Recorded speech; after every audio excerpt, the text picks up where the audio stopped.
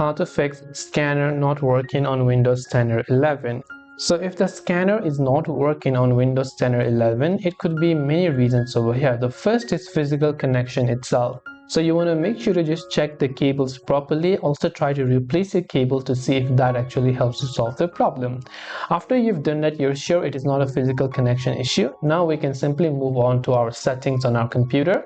On the left hand side, you can go to Bluetooth and devices. Over here you can say printers and scanners, so you can simply select that option.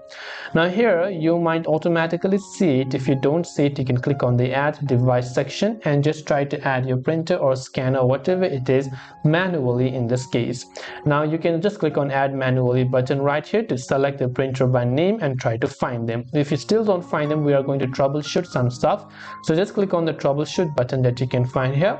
It will detect any sort of problem that you're having with your printer or your scanner, and after that you will most likely be able to solve it.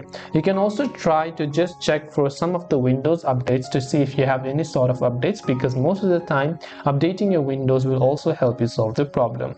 If you have any further questions, feel free to leave them down below. Thank you for watching and see you in the next video.